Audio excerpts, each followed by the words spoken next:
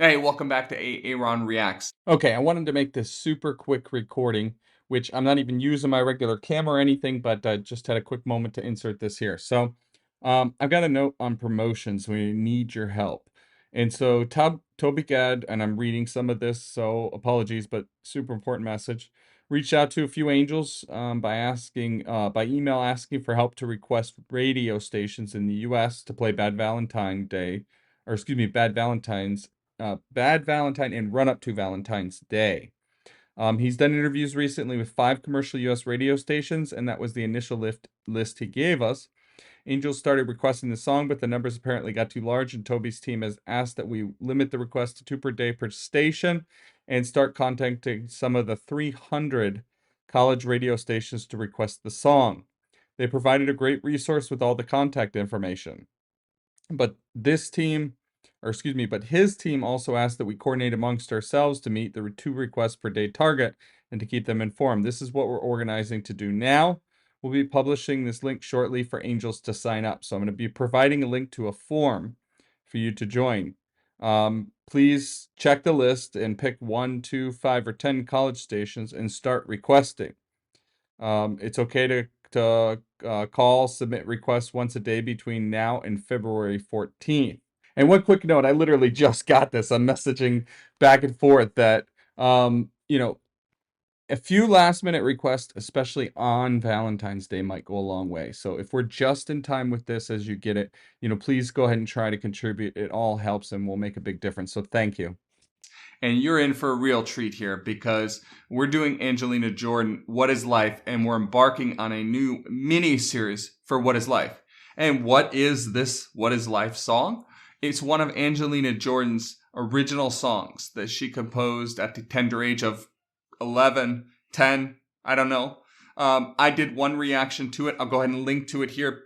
Do check that out because I'd indicated in that song that it was brilliant and it should win an award.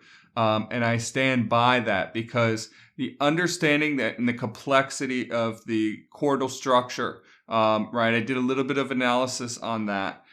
Is just brilliant. Now, I will say that when I did that, I had only spent a little bit of time on it, and I spent a little bit more afterwards, and actually realized that it's taking a lot of the same type of structures and chord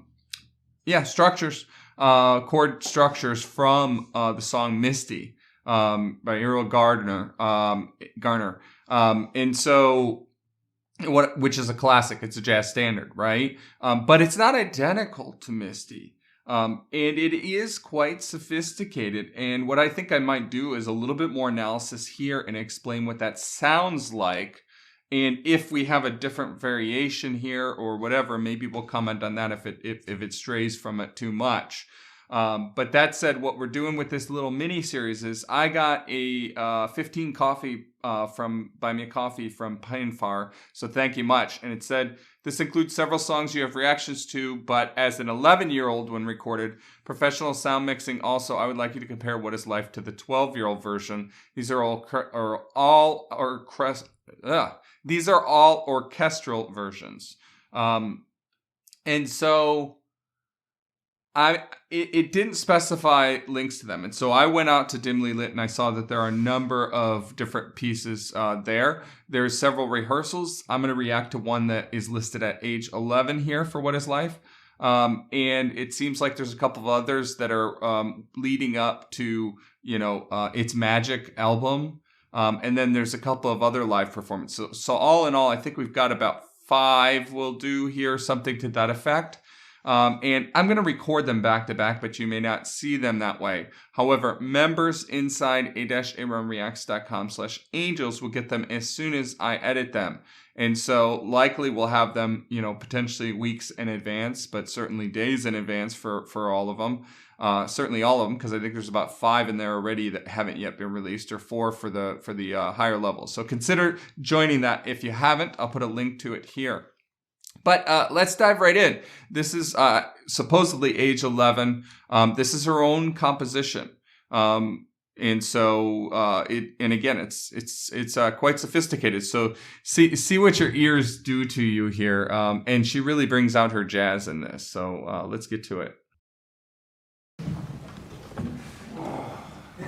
Logistics.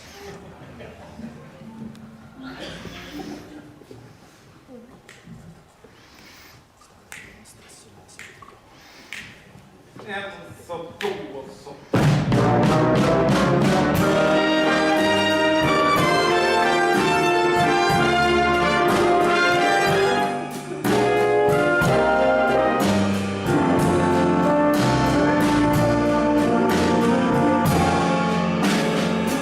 What is a life?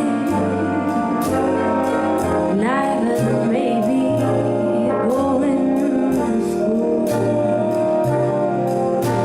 Perhaps life is sitting at the piano, playing beautiful songs.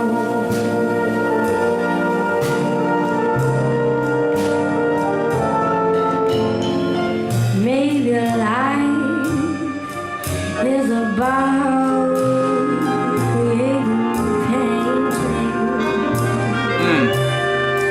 like my grandma. Life is perhaps my tears and Snoopy in the night.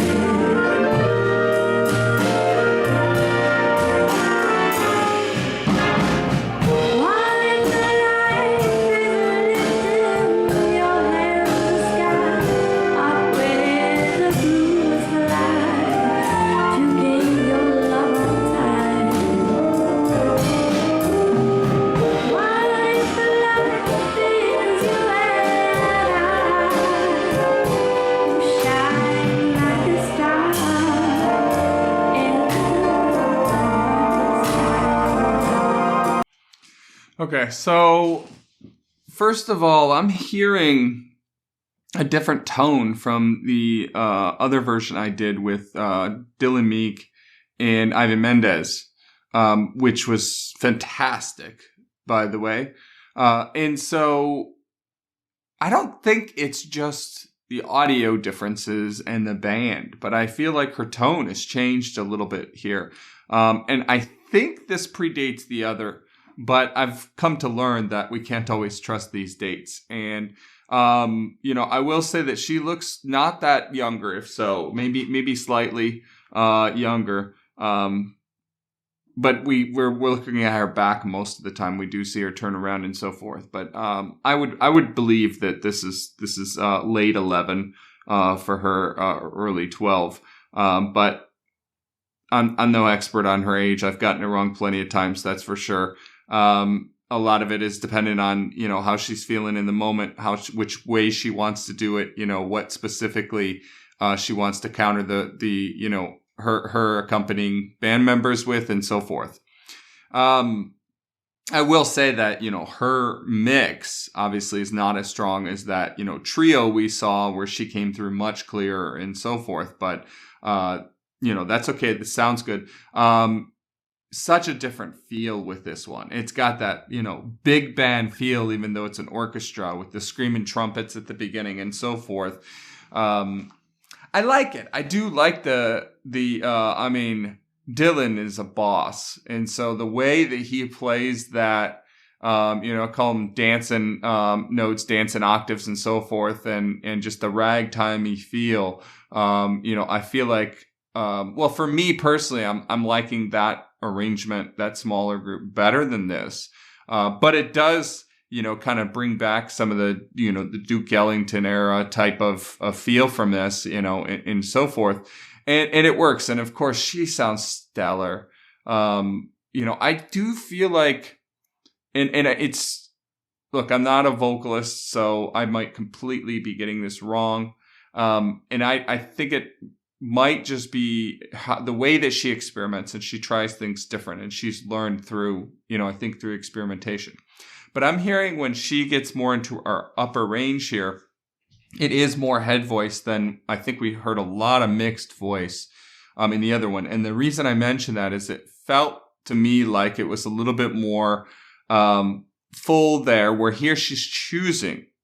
I think it's a choice. I don't think it's a limitation of her vocal abilities. Here she's choosing to be a little bit more airy on those upper notes. Interesting.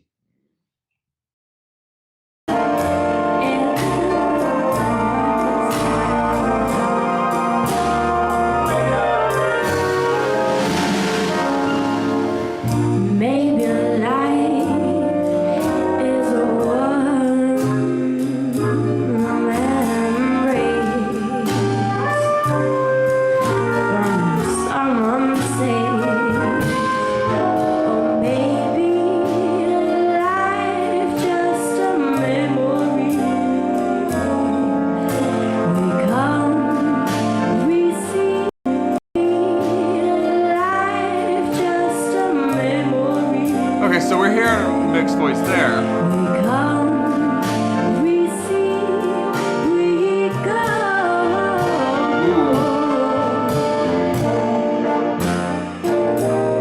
I don't think that run was present in the other one. I don't believe so. It has been a while since I've heard that. Not too long, but it's been long enough. And I did go back, and I don't think I've listened to it more than once, actually. I think I listened to it and then one more time as I was doing analysis, or second time. We see, we go. I don't remember that. I love it.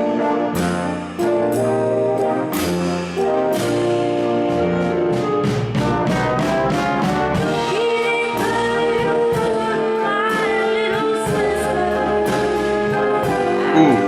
She's the love of my life. Life is beautiful.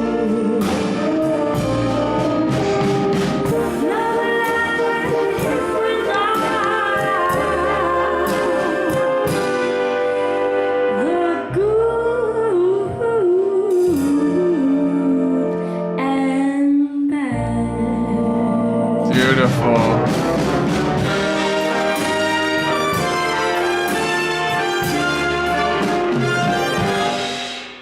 The good and bad.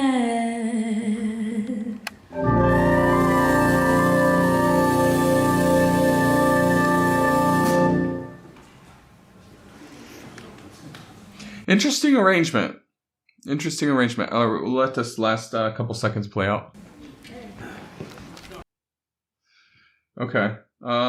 Yeah, so what I wanted to talk about, I just found this spot. I might actually be slightly too early in what I went back to, but it's fine. When it transitions, you hear it go to, it's actually the 4 of the original key, but it's a secondary key. So it kind of temporarily feels like a different key. And it's such a different feel when you had the smaller group and you hear the dancing around with Dylan, where here it's kind of that tour force and it kind of goes right into it, and you feel that kind of new temporary key center much stronger. I kind of like this variation of that from that perspective, this refrain, if you will. She's the love of my life. Life is beautiful. Okay, here we come. There.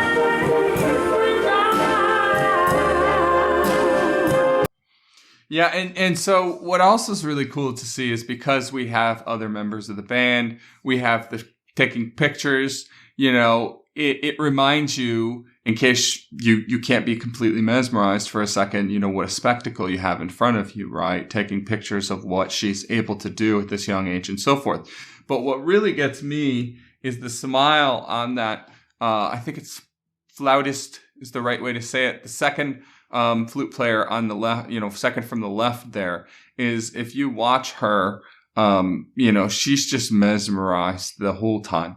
We've got a lot of musicians here that are just focused and playing, and you see miscellaneous smirks or whatever from them, but you can see that there's enamoration there, like enamored. Is that right? She's enamored the whole time. It's like, I can't believe what I'm witnessing.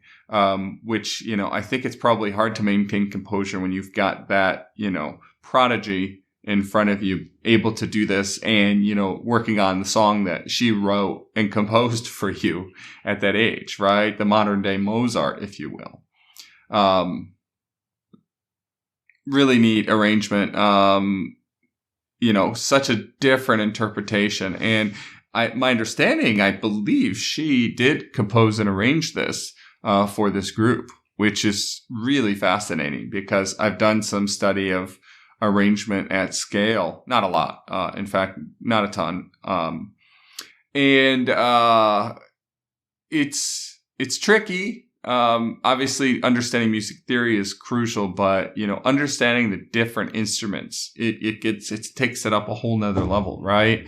That kind of orchestration is challenging. And, I think it's exceptional to be able to push the boundaries and the limits, especially at that age. Unbelievable, really. It's a feat. I stand by what I said, that this song itself should win some awards because, again, it's not just following Misty, but it retains some of the same complexity and movement as it does.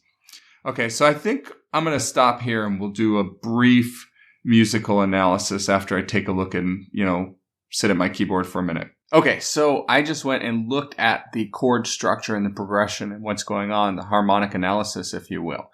And so for starters, it retains pretty much the same structure. There are some slight differences. We're not going to get into all of them, but I'm going to point out one key difference in this progression I'm going to walk you through.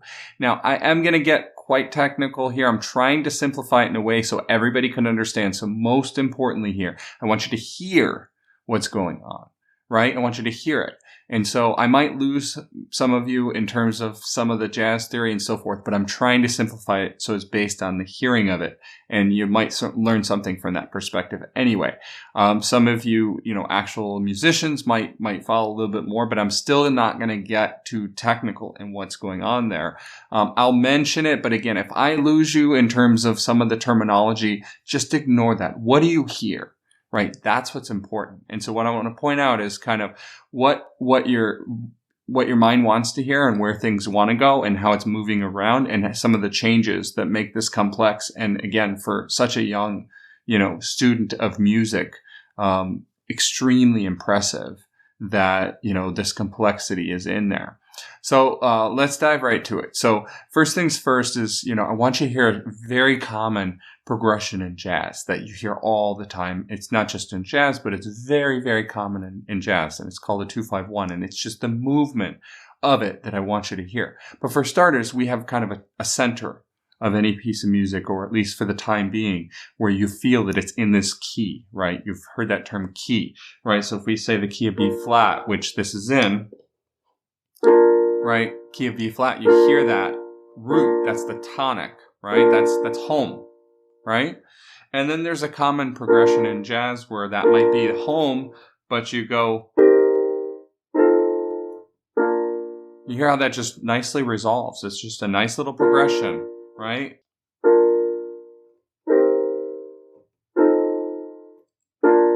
Right? So that's that 2-5-1 progression. You hear it throughout, right? It drives back to that root. That's that feeling. It drives you back to that, right? That tension wants to resolve, right? And so that's one thing that's at play here. And we're going to hear that, right? That driving thing, but it moves around, right? And then there's another common one that is the 4, where you hear,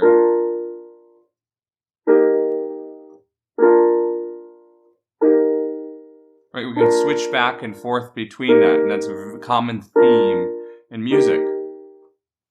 What doesn't quite jive that is used here, and is used in Misty as well, that's why I talked about that relationship, right, is we do this, that's the key, right? So if we did, we're back there, right?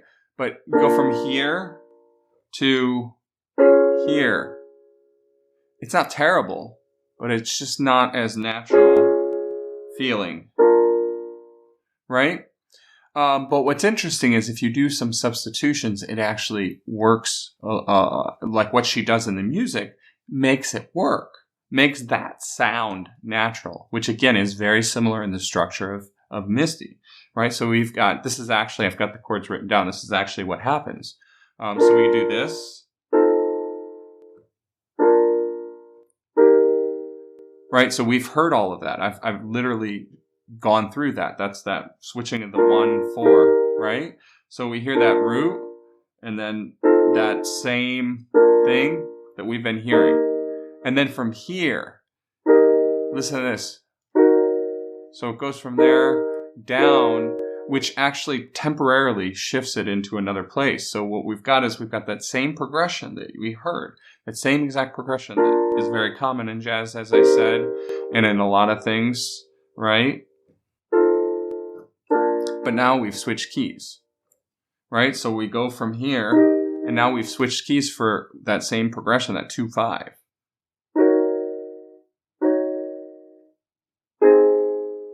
And it wants to resolve here. It wants to resolve here, right? So what we have is, and now we go to that 2-5, and it wants to resolve here. But she doesn't do that. She doesn't do that. She goes back to the 1, the actual original 1 in the trio version. So we hear, and then now we get that change. And then instead of it resolving, she goes back to the original 1, which works. It confuses you a little bit. What she changes here in this arrangement is actually a beautiful substitution that actually brings you right back there. This sounds so much natural. I'll show you the differences between those two, right? And we're not going to do the whole intro now. I did that whole thing to get to this point, that 4, right? That we're going to start there now, because now hopefully your ear can hear that a little bit, right? So you go from that to here, and then in the original, I'm saying original because that's the order I reacted to it. So this might be the original for all I know, right? But that's what we hear there. So if we hear.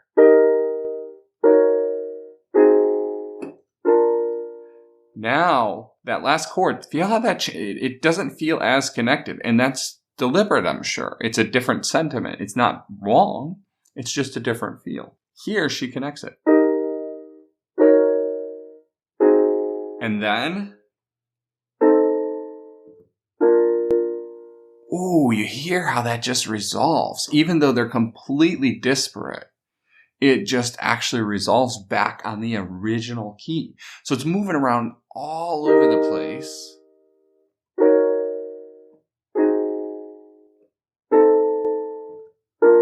But just resolves. Isn't that interesting? Right? And so, there's some advanced stuff going on here. I can't, it blows my mind that you've got this, preteen doing this. Like that's just absurd. I'm sure I completely lost most of you, but hopefully you heard some of these things. Hopefully you did. I know there's a lot going on and we're moving around, and in some cases maybe you didn't. But if you go back and listen to it several times, I think you'll start to train your ear a little bit. You'll start to hear that, the 2-5-1, right? You'll begin to hear that. Well, in jazz, a lot of times you do that to temporarily change keys, and you're changing keys and you're moving it around. That's all that movement.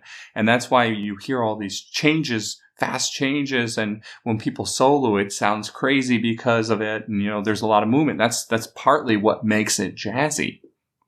But to understand that, to be able to compose it, to be able to figure out how to add this diminished chord substitution that we did at the end that sounds so natural, right? Diminish is not a pleasant sounding chord by itself. That's not a pleasant sounding chord. It's diminished. It's, especially if you add in fully diminished. Like, listen to that, right? But here, she does it to actually connect them and make it perfect. Brilliant. Okay, so that was a nice little side. I'm obviously not going to analyze all the other ones. I just wanted to do this because I talked a lot and I did some analysis on the original What Is Life, and I wanted to spend a little bit of time here to dive into musically what you're hearing, and what makes this so magical, and how complex it really is, right? I'm breaking this down for you. Imagine trying to sit there and come up with it, right? And then what do you change from, if you're using Misty as an inspiration, which I'm guessing she is or did, realistically. It's a standard, right? And it's one of the motives that, you have to learn as a jazz musician, right? So I'm guessing it was a basis, but then how do you decide where you're going to put what and how you're going to structure that, and where are you going to substitute things? And then, why are you changing it for this type of arrangement versus, the smaller version and so forth? Just boggles my mind. So I think we'll leave it at that. This has been a long one, but super important because this is her own work. Right. And in her own work, I want to treat it like that. I want to treat it like the work of art that it is. And I stand by the fact that this song deserves to win an award. So thank you much. Please go ahead and subscribe to this channel if you haven't done so yet. And consider joining us over at a-aronreacts.com/angels. And we will see you in the next one. Thank you.